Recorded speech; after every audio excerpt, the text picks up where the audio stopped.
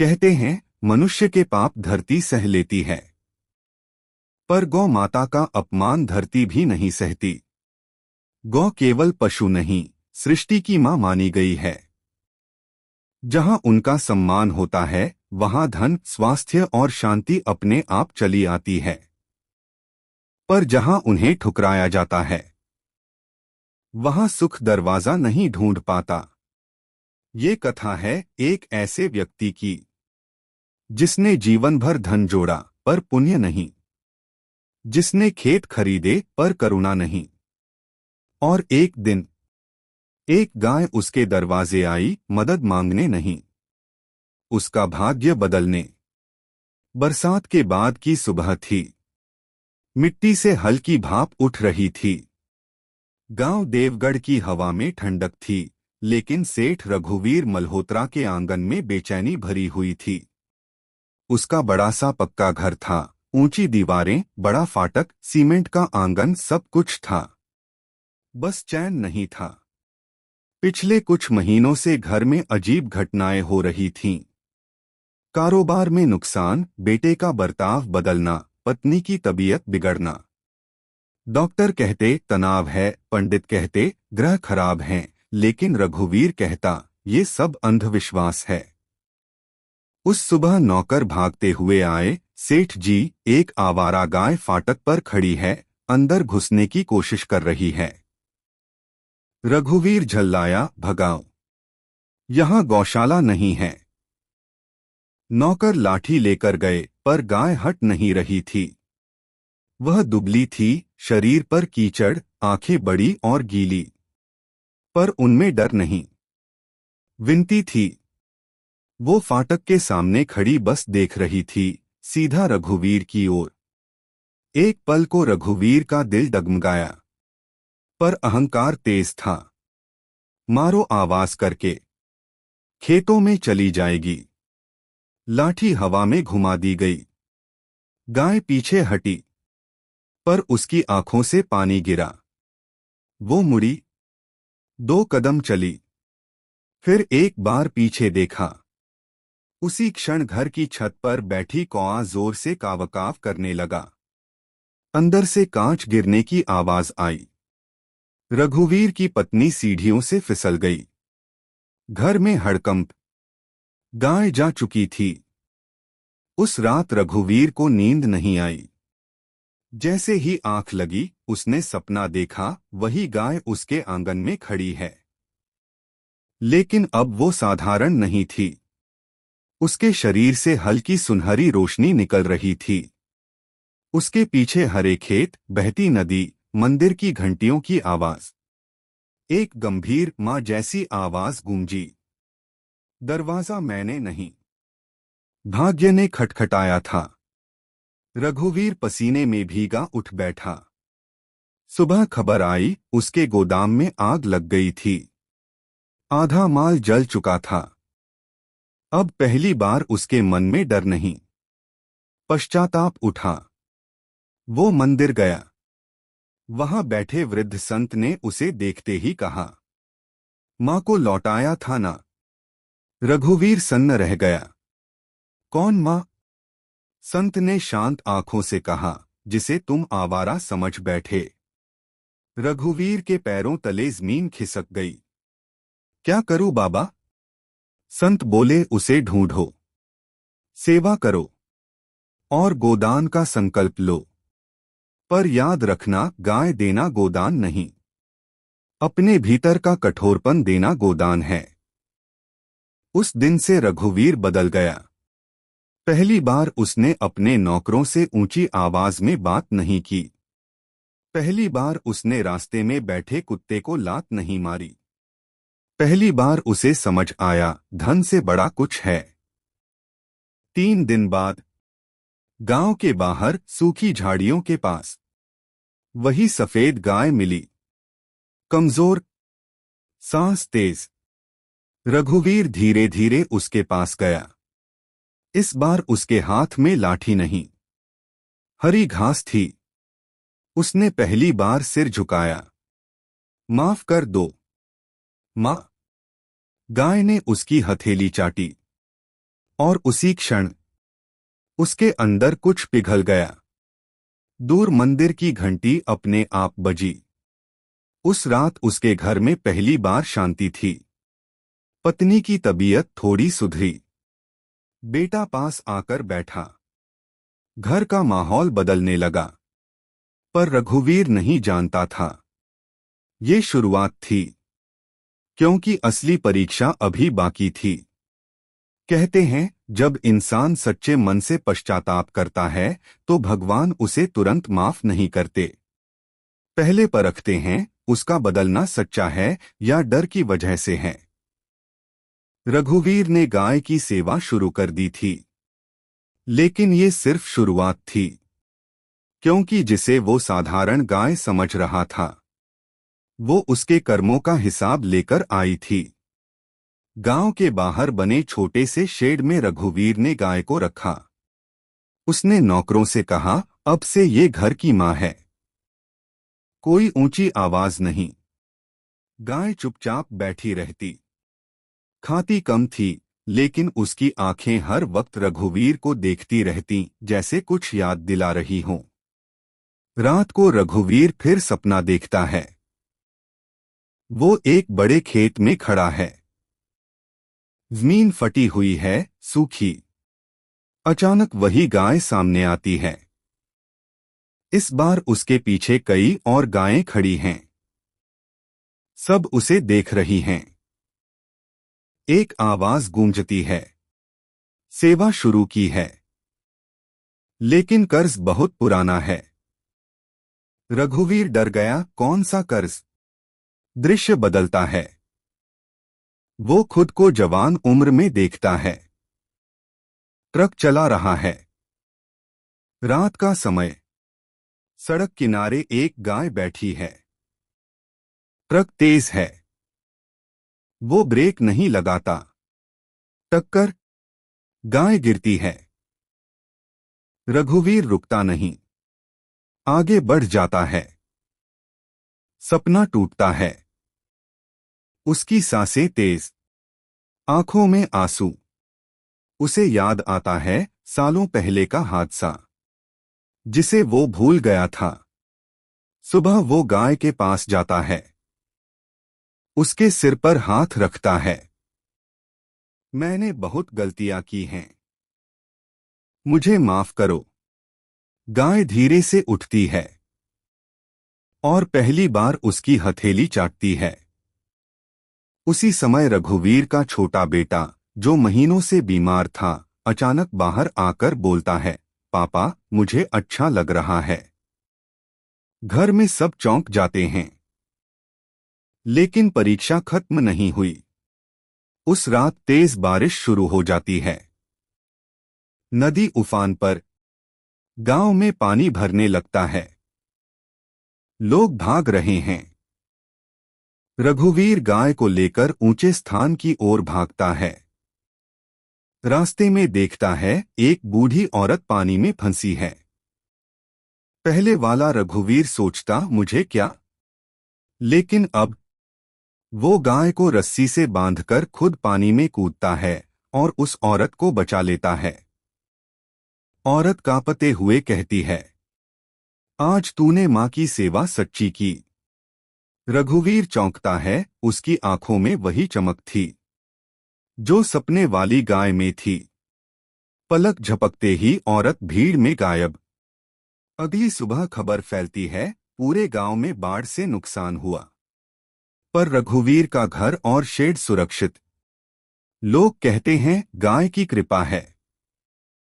रघुवीर पहली बार सिर झुकाकर बोलता है, नहीं, मां की। लेकिन उसी रात गाय अचानक खाना बंद कर देती है।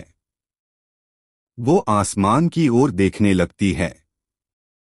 रघुवीर घबरा जाता है। तभी उसे मंदिर वाले संत की बात याद आती है। सेवा से शुरुआत होती है। गोदान से मुक्ति। 3 दिन से गाय ने ठीक से चारा नहीं खाया था। वो शेड के बाहर आसमान की तरफ देखती रहती। उसकी आंखों में एक अजीब सी चमक थी, दुख भी। करुणा भी, और जैसे इंतजार भी। रघुवीर बेचैन था। उसने डॉक्टर बुलाया, वैद्य बुलाया। सब बोले गाय बीमार नहीं, कुछ और बात है। रात गहरी थी, हवा में ठंडक। दूर मंदिर की घंटियां धीरे धीरे बज रही थीं।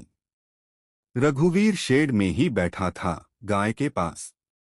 पहली बार उसने हाथ जोड़कर कहा, माँ, क्या चाहती हो? गाय ने धीरे से गर्दन उठाई और शेड से बाहर चल दी। रघुवीर उसके पीछे।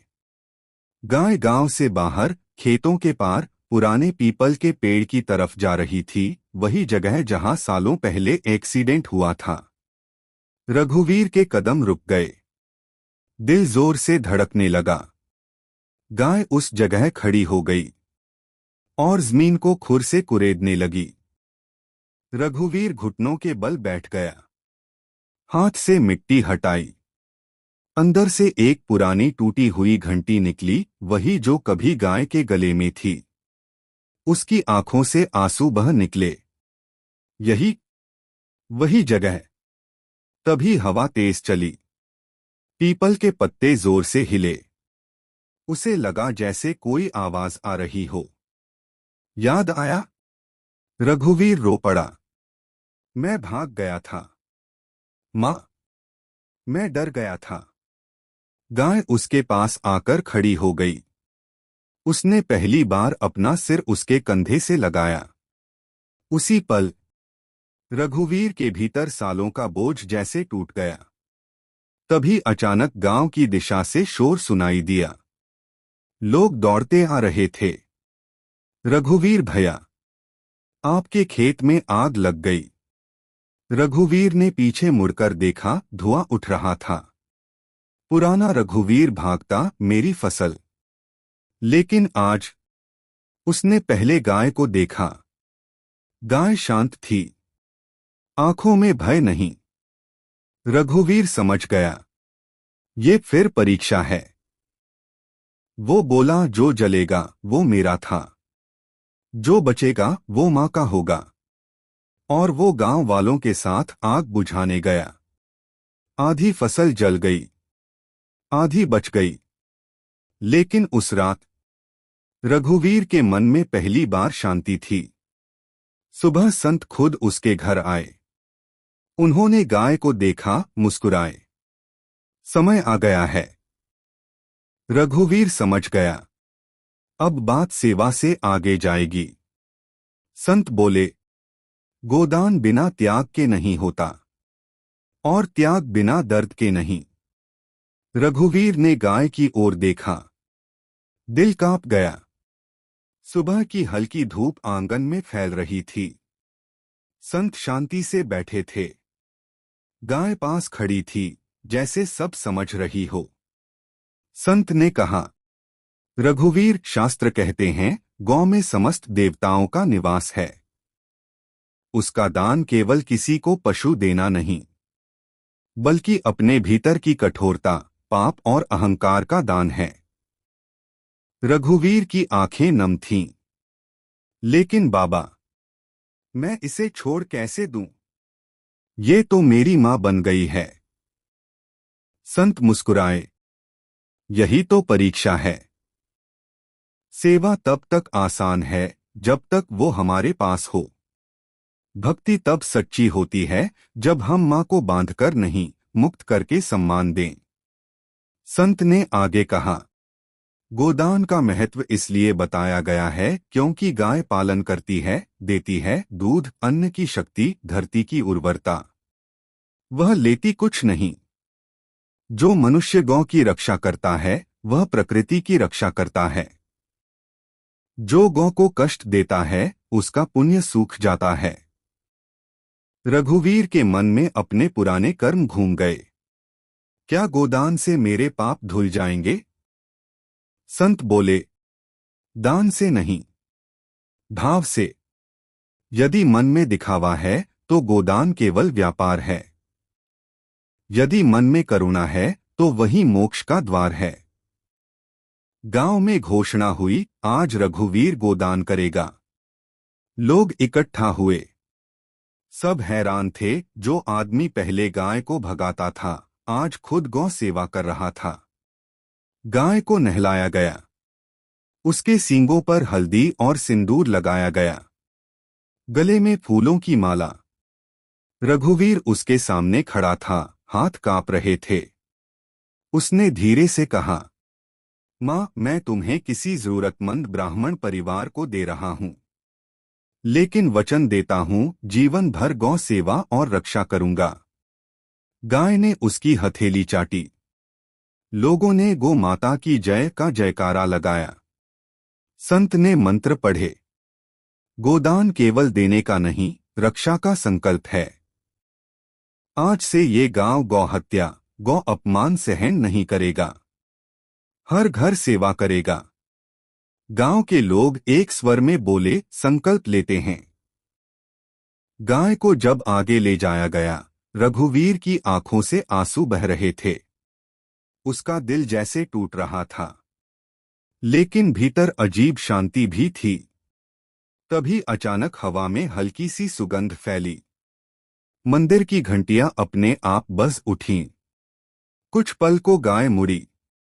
उसकी आंखों में दिव्य चमक थी, और रघुवीर को लगा जैसे उसके सामने साधारण गाय नहीं, स्वयं मां कामधेनु का अंश खड़ा हो।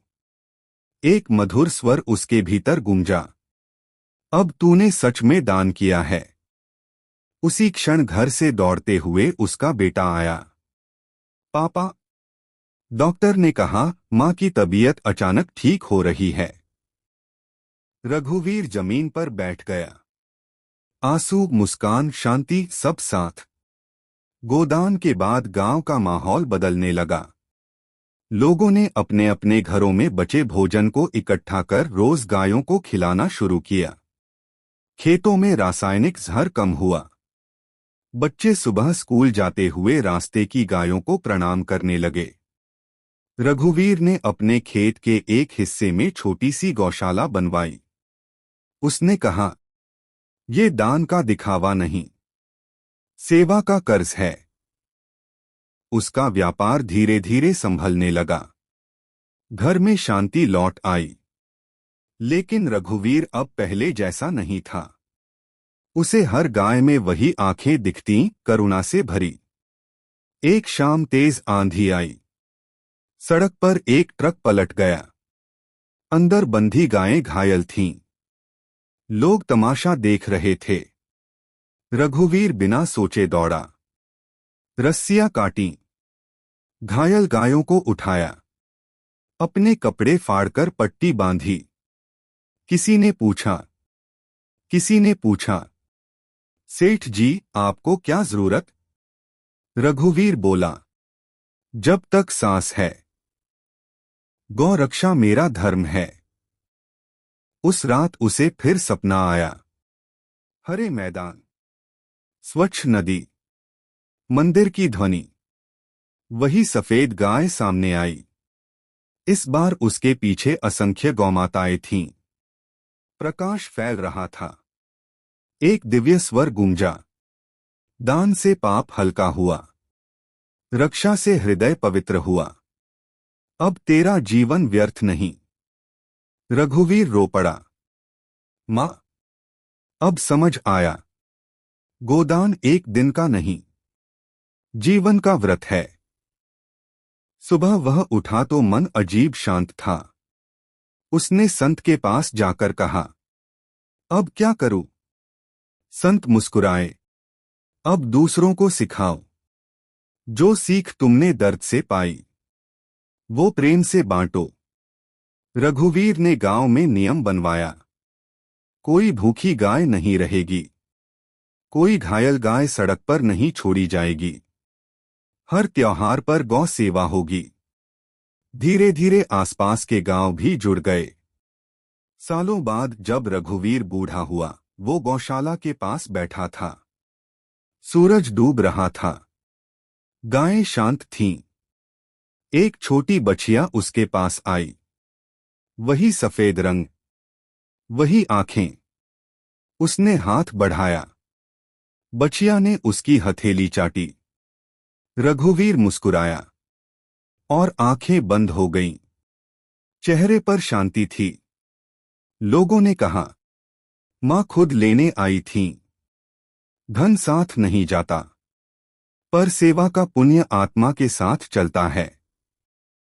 गोदान केवल परंपरा नहीं, यह मनुष्य को लेने वाले से देने वाला बनाता है। गौ माता केवल पशु नहीं, धैर्य, दया और त्याग की मूर्ति हैं। जो उनकी रक्षा करता है, उसका जीवन व्यर्थ नहीं जाता। जय गौ माता।